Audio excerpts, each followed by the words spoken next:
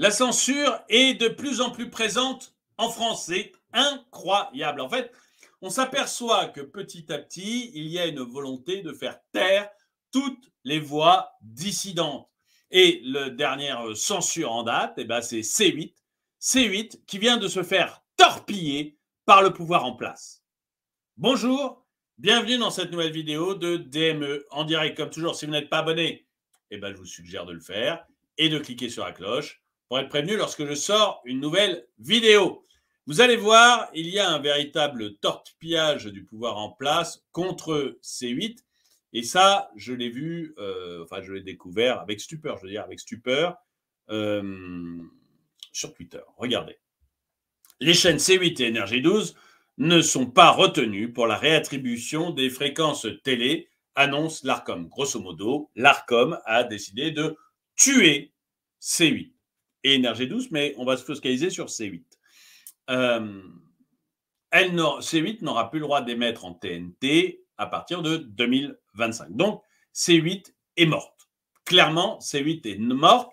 Et clairement, ce que vise l'Arcom, c'est l'émission Touche pas mon poste de Cyril Hanouna. Alors, on pense ce qu'on veut, je vous dirai ce que je pense, mais on pense ce qu'on veut de C8, de Touche pas mon poste et de Cyril Hanouna. Personnellement, je ne regarde pas Touche pas mon poste. Les extraits que j'ai vus m'ont vraiment pas intéressé, vraiment pas plu. C'est vraiment pas mon genre de truc. Et pour être honnête jusqu'au bout, je n'ai pas de sympathie pour Cyril Hanouna. Je n'aime pas les émissions qu'il fait. Voilà, point. Je n'aime pas les émissions qu'il fait. Je n'ai pas de sympathie pour lui.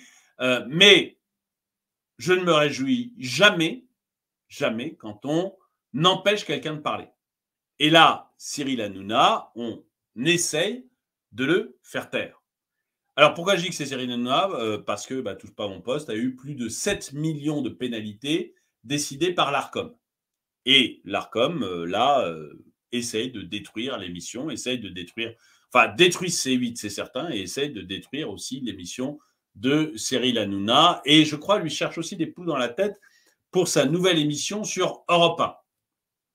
Bon, donc, c'est clairement lui qu'on veut abattre. Mais moi, voyez-vous, je suis démocrate et je n'aime pas qu'on fasse taire les gens.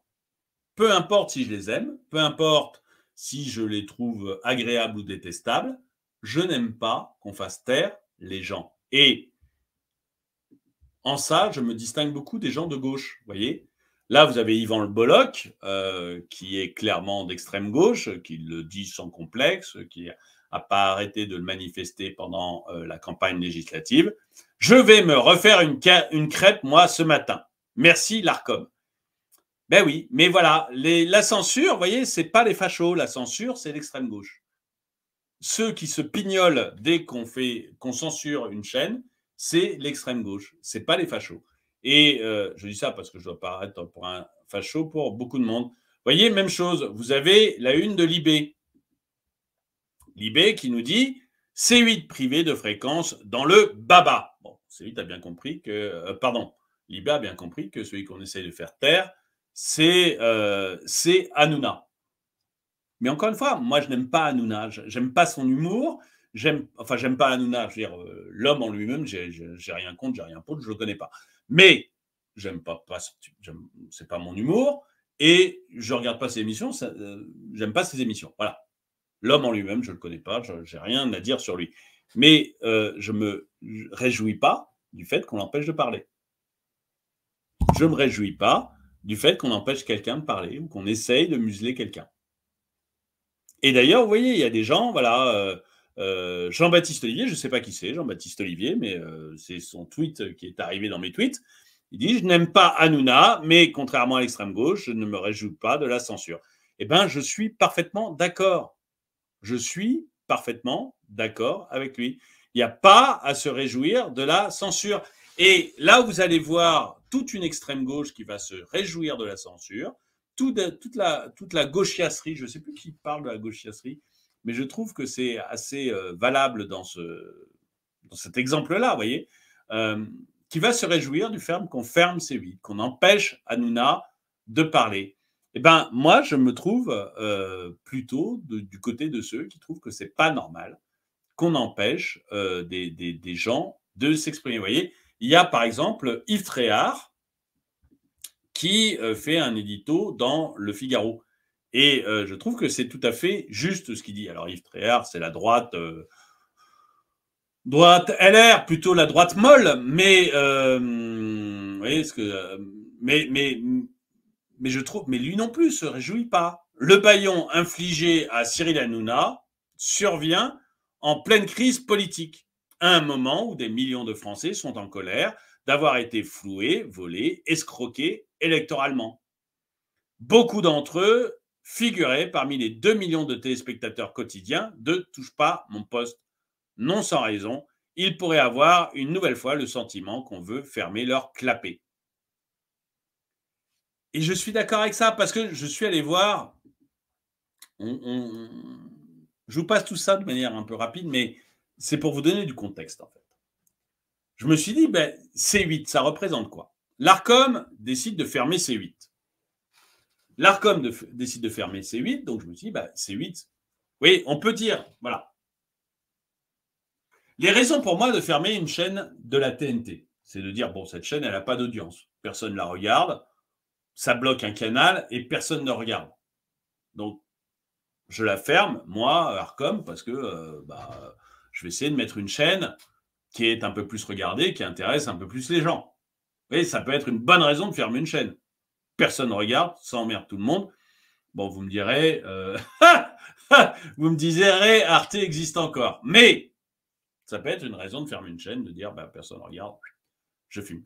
Eh bien, dans ce cas-là, C8, c'est pas du tout ça. En fait, C8, c'est la chaîne, d'après les Échos, hein, c'est la première chaîne de la TNT, en dehors des chaînes historiques, donc vous savez, TF1, France 2, France 3, voilà, les chaînes. Vous avez les chaînes historiques, les vieilles 6 chaînes auxquelles tout le monde est habitué, mais en dehors de ça, C8, c'est la première chaîne de la TNT, au coude à coude avec TMC, avec une part de marché de 3% en 2023. Donc, c'est la chaîne la plus regardée de la TNT. Donc là, juste l'Arcom a décidé que la chaîne la plus regardée, on allait la fermer. Et je vais vous dire mon sentiment. Mon sentiment, c'est on ne peut pas fermer CNews parce que là, c'est la révolution. Là, tout le monde hurle au scandale. Mais on va quand même, du coup, on va virer une autre chaîne. C8.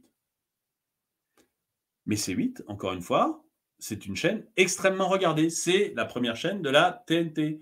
Hanouna,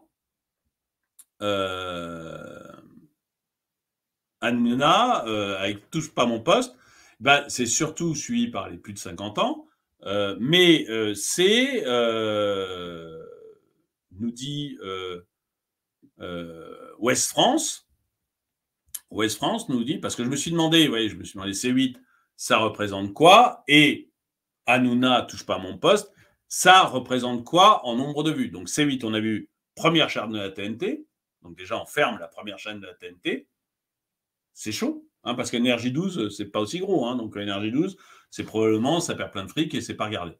Enfin, je pense, je connais pas Énergie 12. Hein, donc voilà. Moi, de toute manière, je regarde pas la télé. Mais on voit que C8, c'est très regardé. Première chaîne de la TNT. Donc je me suis demandé, Hanouna, ça représente quoi? Touche pas mon poste, ça représente quoi? Touche pas mon poste. D'après Ouest France, Touche pas mon poste, c'est 1,18 million de téléspectateurs fidèles. Donc, avec des pointes à 2 millions de téléspectateurs, mais c'est 1,18 million de téléspectateurs tous les jours. C'est gigantesque. C'est gigantesque. C'est très proche du quotidien de Yann Barthès. Vous voyez, c'est le contre-coup, entre guillemets, de quotidien de Yann Barthès. Yann Barthès quotidien, c'est plutôt gauche, voire extrême gauche. Et de l'autre côté, Hanouna, Touche pas mon poste, c'était plutôt à droite, si j'ai bien compris. Quoique, j'ai l'impression qu'il y avait des gens de tous bords, puisqu'il y avait notamment 2 ou 3 chroniqueurs d'extrême gauche. Donc voilà. Mais peu importe. Mais donc, c'est une émission extrêmement suivie. Et je suis d'accord avec Yves Tréhard quand il dit il y a des gens qui vont commencer à se sentir floués, à sentir qu'il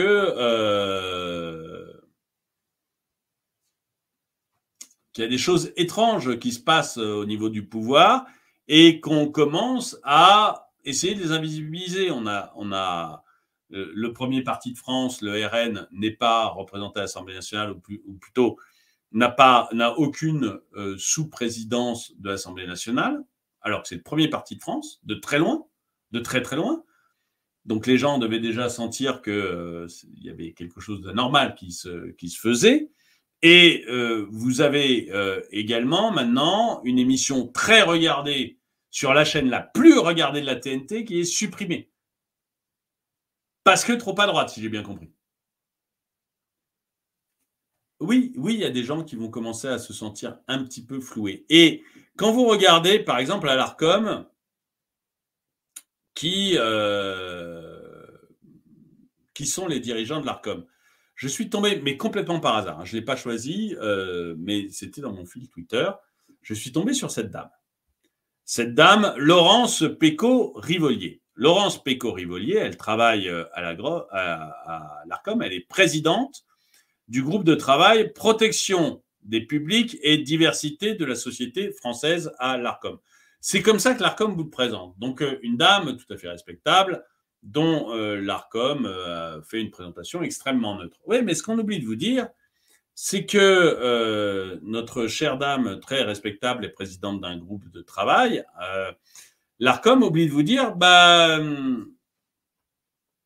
qu'elle a été 8e sur une liste PS Écologie des Verts lors d'élections municipales. C'est-à-dire que c'est une politique. On ne vous le dit surtout pas sur le site de l'Arcom, hein, parce qu'il n'y a évidemment pas de lien entre la politique et l'Arcom.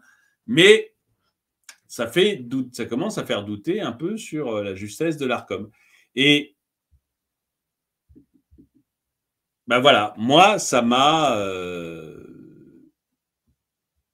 me choque qu'Hanouna soit comme ça muselé. Alors, il y a une personne que j'aime pas non plus beaucoup, qui n'est pas non plus de mon bord politique, mais qui en parle très bien, c'est Dieudonné. Donc, je vais vous faire écouter une petite vidéo qu'a fait Dieudonné là-dessus. Je ne partage pas les idées de Dieudonné, ou la plupart des idées qu'il a pu émettre. Je trouve que c'est un très bon comique et que c'est souvent très, très drôle, mais je ne partage pas ses idées. Et là, je suis tombé, comme je recherchais cette censure, je suis tombé sur ce que dit Dieudonné. Je trouve qu'il a assez raison. Assez raison. Je vous le fais écouter. Chers amis internautes, bonjour, bonsoir. Hanouna censuré. Oui, C8 a été écarté de la TNT par l'Arcom. Alors, les médias, évidemment, se gargarisent de cette information. Hanouna privé d'antenne, mais peut-on se réjouir de la censure des autres? Fût-il parmi ceux qui vous ont craché à la gueule pendant des décennies? Je dis non. Je ne regardais pas Hanouna que par des extraits qu'on m'envoyait lorsque ce dernier parlait de moi, mais j'ai toujours trouvé son travail laborieux, très médiocre sur le plan de la créativité. Je suis d'accord. Hein. Là, moi, je suis d'accord. Je ne regardais que des extraits d'Hanouna parce qu'il passait dans mes fils Twitter où il passait comme ça. Donc, je regardais des extraits de temps en temps, mais je ne regardais jamais réellement. Et j'ai trouvé toujours ça très médiocre. Donc, je suis parfaitement d'accord avec Dieudonné là-dessus. Mais c'est mon goût. Hein. Vous êtes libre d'aimer beaucoup Hanouna. Hein. Je n'ai pas de problème avec ça. C'est juste que moi, c'était pas ma sensibilité, ça me plaisait pas, c'était pas mon genre d'humour. Point. Aucun raffinement, mais personne n'a jamais été obligé de regarder Cyril Hanouna. Alors aujourd'hui, c'est ça, c'est que vous voyez sur la TNT, vous avez une offre importante de canaux. Il s'avère que personne n'obligeait les gens d'aller regarder C8. Personne n'a obligé les gens à regarder Touche pas mon poste. Et si Touche pas mon poste faisait 1 million, plus d'1 million de vues tous les jours, c'est gigantesque, hein, plus d'1 million de vues tous les jours. Donc, si ils arrivent à faire plus d'1 million de vues tous les jours, si C8 arrive à être la première chaîne de la TNT,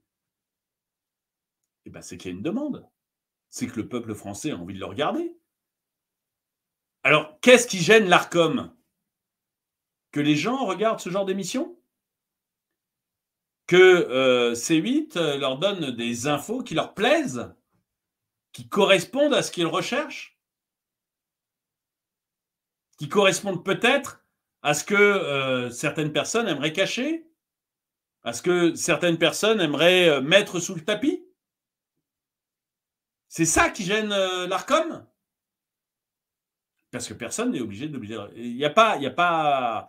C'est plus l'ORTF, vous voyez. C'est ça peut-être qui gêne Yvan Le Bolloc ou qui gêne l'extrême gauche. Le fait que l'on passe sur ces chaînes des choses qui ne correspondent pas à leur idéologie. Je ne sais pas. La gauche se félicite de son éviction du paysage audiovisuel. Mais que propose-t-elle, la gauche, aux Français? Hanouna est certes grossier, facile, insupportable. Bon, d'accord, mais les artistes et animateurs de gauche sont-ils mieux? Sont-ils moins cons? C'est une question qu'on peut se poser. Alors, plus arrogants, certainement, plus empoulés, plus LGBTQ+, disons que contrairement à Hanouna, leur vulgarité n'est pas assumée. L'artiste de gauche est un con, je le sais bien, j'en ai fait partie. Hein. Toujours drapé de beaux sentiments universalistes, tu sais, qui ne maîtrisent même pas. Hein. Tout sonne creux. La culture de droite est certes ringarde, hein, c'est poussiéreux, et celle de gauche est prétentieuse, elle dit n'importe quoi. Mais la pire, évidemment, est celle du centre, celle que nous a proposé Macron pendant quelques années. Là. C'est donc maintenant aux politiques, vous l'avez compris, de nous dire ce qui est de bon goût, ce qui est drôle, ce qui ne l'est pas. Ils convoquent leur... Là, je trouve que c'est très intéressant. C'est marrant parce que généralement, je suis rarement d'accord avec Dieudonné. Là, je suis d'accord avec tout ce qu'il a dit. Tout. Et effectivement, on a maintenant une Arcom, un politique, parce que, voilà, on peut nous dire que c'est une autorité indépendante, j'ai du mal à le croire. Voilà, point. J'ai du mal à le croire que aucun conseiller de Macron, aucun conseiller du gouvernement ne va jamais téléphoner à l'Arcom. Oui, dans une démocratie idéale, peut-être. J'ai du mal à le croire. Voilà, point. Après, c'est mon opinion. Vous pouvez me dire dans les commentaires que non, pas du tout. Jamais ces gens ne se feraient dicter leur conduite par quelqu'un, si c'est votre avis. Mais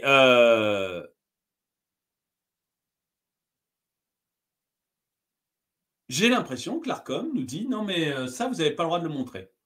Ça, vous n'avez pas le droit de le penser. Ça, vous n'avez pas le droit de le dire. Et comme vous montrez des choses que vous n'avez pas le droit de montrer, des choses que vous n'avez pas le droit de penser, des choses que vous n'avez pas le droit de dire, on ferme votre canal. Même si les gens ont envie de le regarder, peu importe, on veut éduquer la population. On veut vous dire ce que vous avez le droit de penser. On veut vous dire ce que vous avez le droit de dire. Mais pour ça, il ne faut pas qu'il y ait des chaînes qui montrent des choses que vous n'avez pas le droit de voir. Sinon, vous posez des questions. Et ça, c'est très, très mauvais. Très, très mauvais. L'arbin de la justice et élimine. Hein, voilà, on fait condamner telle ou telle personne. Les politiques sont perdus. Ils sont dans un monde. Ils ont perdu tout contact avec le peuple. Il faut bien le comprendre. Ils ouvrent l'antenne et referment les portes à ceux qui ont des voilà, en fonction de ce qu'ils ont mangé. On peut reprocher plein de choses aux Américains, mais là-bas, au moins, on a le droit de dire ce qu'on veut. Hein. La France est un pays où il est interdit d'avoir sa propre opinion. Toute opinion divergente est considérée comme un délit. J'en sais quelque chose. Pour conclure, ceux qui se réjouissent de la censure d'Hanouna, comprenez bien que votre tour viendra. Bon, maintenant, c'est le spectacle vivant. Alors, juste pour, avant qu'il fasse sa pub, bon, je trouve Dieudonné très drôle, mais je n'adhère à quasiment aucune de ses opinions. Ceci dit, j'étais contre aussi qu'on censure Dieudonné. Vous voyez, à l'époque, je me souviens, quand le Premier ministre de l'époque, c'était sous l'ère Hollande, et le Premier ministre, j'ai oublié son nom, c'est celui qui est devenu maire, qui a essayé aussi d'être maire en Espagne, qui prend tous les postes qu'on pourra lui donner, à l'époque, était-il ministre de l'Intérieur ou Premier ministre, je ne me rappelle plus. À l'époque, il avait censuré Dieudonné.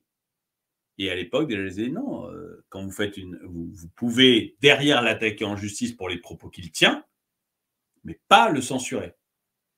Et je suis contre, et j'étais contre la censure de Dieudonné, même si je ne partage quasiment aucune de ses idées.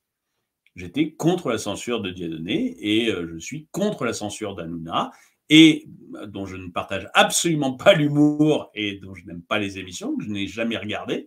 Et je suis contre la censure de C8, qui est extrêmement regardée par les Français, puisque c'est la première chaîne de la TNT hors chaîne historique. Et je suis contre la censure de Touche pas mon poste, qui réunit tous les jours plus d'1 million de personnes. Je trouve qu'à un moment, il y en a marre que l'État essaye de vous expliquer ce que vous devez regarder, ce que vous devez penser, ce que vous devez dire. Et il y en a marre que de manière grossière comme ça, on essaye de vous cacher des choses.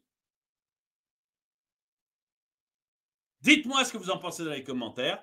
Moi, je trouve qu'on commence à être dans un État dans lequel je me reconnais de moins en moins, un État qui aime censurer, un État qui aime vous contrôler, un État qui essaie de censurer tout ce qu'il peut. On le voit avec Twitter et la Commission européenne qui essaie tant qu'elle peut de censurer Twitter et à chaque fois, heureusement, dès que heureusement pour l'instant, ça ne marche pas. On le voit maintenant avec l'Arcom qui essaie de censurer C8. On le voit, moi je le vois régulièrement sur YouTube avec certaines de mes vidéos qui ne plaisent pas et qui sont automatiquement démonétisées pour me pousser à arrêter de parler de certains sujets. Eh bien, voilà, j'en ai ras-le-bol. J'aimerais juste qu'on reste dans un pays où on a le droit de s'exprimer. Dites-moi ce que vous en pensez dans les commentaires. Bon, si vous voulez aider la chaîne, eh bien, vous pouvez passer sur la boutique DME pour trouver des mugs comme celui-ci, par exemple, comme celui que j'ai là, comme des polos comme celui-là, des t-shirts, des magnets, des autocollants, il y a des casquettes, il y a 89 produits différents. Donc, c'est vous dire si vous allez trouver le produit qui vous plaît. Et il y a des logos, plein de logos différents aussi. Donc, vous trouverez certainement le produit qui vous convient. Donc, n'hésitez pas à aller chercher ça sur la chaîne. En tout cas, c'est sur la boutique, pardon, parce que ça aide vraiment la chaîne. En tout cas, merci donc d'avoir regardé la vidéo. Mettez-lui un pouce vers le haut, commentez-la, partagez-la. Merci à tous ceux qui soutiennent la chaîne. Et moi, je vous dis à très bientôt.